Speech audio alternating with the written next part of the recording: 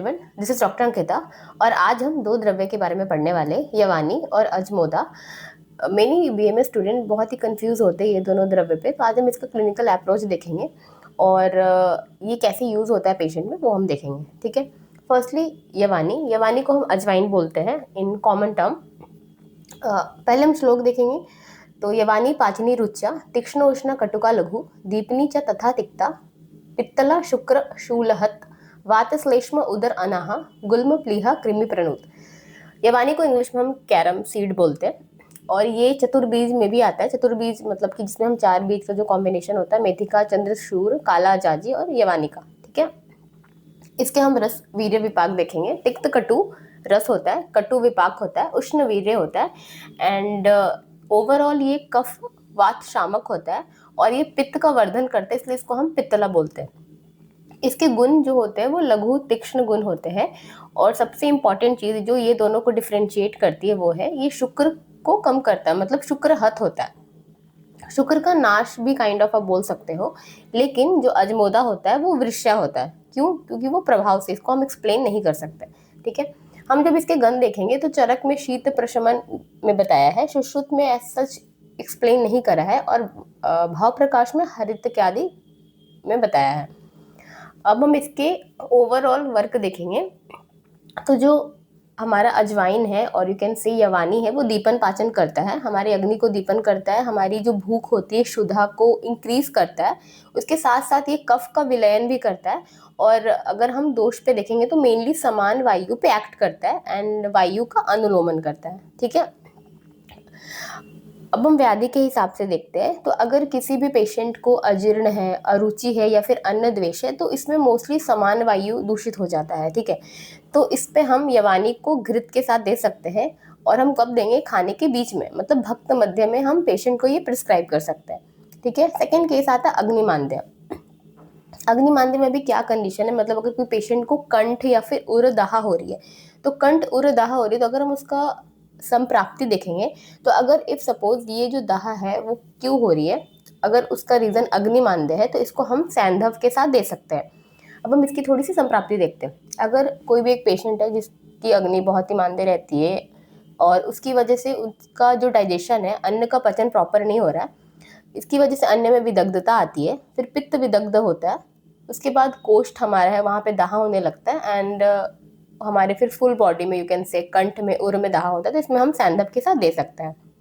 Third condition में है कोष्ठशूल। अगर किसी व्यक्ति को कोष्ठ में शूल हो रहा है, ठीक है, इसमें दो कंडीशन आ सकता है, अनाहा और आधमान। अगर हम इसकी देखें दोनों में बेसिक डिफरेंस क्या होता है, तो आधमान में मोस्टली वायु की दृष्टि रहती है। ठीक है, तो जो नाभि का अधा भाग है वहां पे शूल होता है, इसके साथ साथ इसमें गर्गलिंग साउंड भी आपको देखने को मिलेगा। ठीक है, और इसमें वात का रोध होता है, मतलब बोल सकते हो ऑब्स्ट्रक्शन होता है बेसिकली। जबकि हम अनाहा में देखें तो अनाहा इज बेसिकली अ ब्लॉकेज। इसके दो टाइप्स भी देखे जाते हैं, आमज और पुरिशज। तो आमज मोस्टली आमाशय में होती है चीज़ें एंड पुरिशज में पक्वाशय इन्वॉल्व रहता है। ठीक है, इसमें जो एलिमिनेशन होता है आम का पुरुष का वो नहीं होती है, इसलिए इसको हम ब्लॉकेज बोलते हैं। ठीक है, तो अगर ये कंडीशन रहेगी पेशेंट में तो इसको हम सैंधव और सौरवचल लवण के साथ दे सकते हैं, क्योंकि इसमें मोस्टली आपको पाचन, अनुलोमन और शूल कम करने की आवश्यकता होती है। ठीक है, फोर्थ कंडीशन इज गुल्म। तो गुल्म में भी हम इसमें वात और कफज वाले गुल्म में ही मोस्टली देंगे, जहाँ पे शूल जो है प्रधान लक्षण आपको दिख रहा है, उसमें भी आप घी के साथ इसको प्रिस्क्राइब कर सकते हो।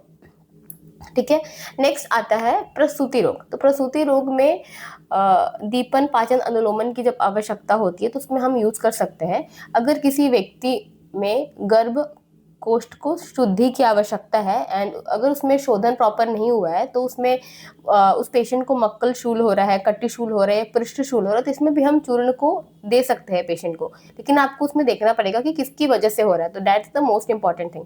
ठीक है, इसमें है कि आप योनि में धूपन भी कर सकते हो यवानी से, उसे इन्फेक्शंस होने के चांसेस बहुत कम रहते हैं। अगर योनि में अगर पेन है फीमेल पेशेंट को तो उससे भी वो कम होती है। ठीक है, अगर किसी पेशेंट को दंत शूल है या फिर उसमें कृमि है उसकी वजह से शूल हो रहा है तो आप यवानी का लेप भी लगा सकते हो, उसमें भी उसको अच्छे रिजल्ट देखने को मिलते हैं।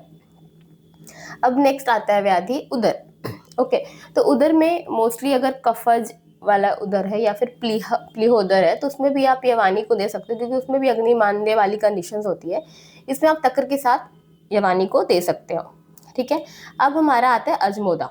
ओके, अजमोदा का अगर हम श्लोक देखते हैं तो अजमोदा कटुस्तीक्ष्णा दीपनी कफवातनुत उष्णा विदाहिनी हृदया वृष्या बल करी लघु नेत्र आमय कृमि छर्दी हिक्का बस्ती रुजु हरित। ये दोनों जो श्लोक है वो बेसिकली भाव प्रकाश से लिया गया है। ठीक है, इसमें इंग्लिश में हम इसको सीलरी सीड बोलते हैं, और ये मोस्टली प्राणवायु पे एक्ट करता है, इसलिए इसको हृदय बोलते हैं, हृदय में आया है।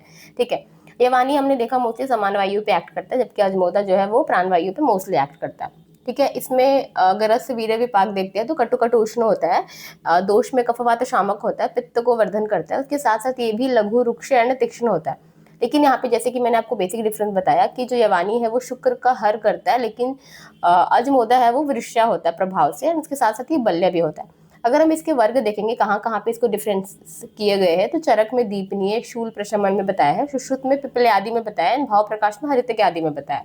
ठीक है, ये भी है दीपन पाचन और वात का अनुलोमन करता है। ओके, अब इसमें हम कंडीशन देखते हैं। ठीक है, फर्स्ट कंडीशन है कि अगर सपोज किसी पेशेंट को अजीर्ण है, ठीक है, अजीर्ण में की वजह से इसमें अनाहा देखने को मिल रहा है, एंड अनाहा की वजह से पेशेंट में आमाशय शोभ होगा, आमाशय शोभ हुआ एंड उसकी वजह से प्राणवायु का कोप होता है, एंड उसमें हिक्का श्वास हृदय रोग जैसे आपको दिख रहे लक्षण, तो हम इसमें ये बोल सकते हैं कि किसी पेशेंट को हिक्का श्वास और हृदय रोग है। ठीक है, मान लो, एंड उसकी जब आपने केस स्टडी किया तो आपको पता चला कि उस पेशेंट को अजीर्ण भी है।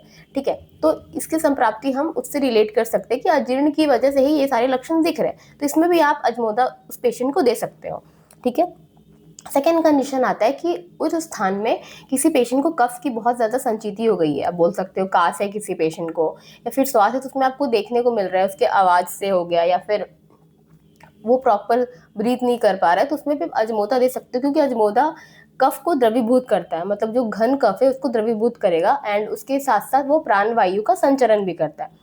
ठीक है, फिर अजमोदा को हम बस्ती शूल में भी दे सकते हैं, उसमें भी हम उसको वाटर के साथ मतलब उष्णोदक के साथ हम उसको प्रिस्क्राइब कर सकते हैं। ठीक है, तो ये मोस्टली अजमोदा और यवानी में डिफरेंसेस था। ठीक है, बट आपको मेन चीज़ बस ये याद रखना है कि यवानी जो है वो शुक्र का हर करता है, एंड अजमोदा जो होता है वो वृष्या होता है। ठीक है, ये बेसिक डिफरेंसेस होता है, एंड ये समान वायु पे एक्ट करता है, जबकि अजमोदा जो है मोस्टली प्राण वायु पे एक्ट करता है। ओके, ये हमारा डिफरेंसेस हो गया। अगर हम इसके पिक्चर्स देखेंगे तो that is ajwain, that is ajmod, yavani, carom seed, ये मोस्टली हर घर पे आपको मिल जाएगा, स्पाइसेस के रूप में हम इसको यूज़ करते हैं। And the second is ajmoda celery seed, जो मोस्टली इंडिया में यूज़ नहीं किया जाता, मैंने अभी तक नहीं देखा है, मोस्टली ये फॉरेन कंट्रीज़ में यूज़ किया जाता है, एंड कुछ कुछ डिशेस में यूज़ किया जाता है। ठीक है, तो ये दोनों आपका ये बेसिक डिफरेंस हो गया। So that's all for today. I hope आज आपको यवानी और अजमोदा में डिफरेंसेस समझ में आए होंगे। आगे आई होप आपको कोई कन्फ्यूज़न नहीं होनी चाहिए जब भी आप ये दोनों द्रव्य पढ़ते हो तो। So please share with your friends and subscribe to my channel for latest videos, updates. Thank you.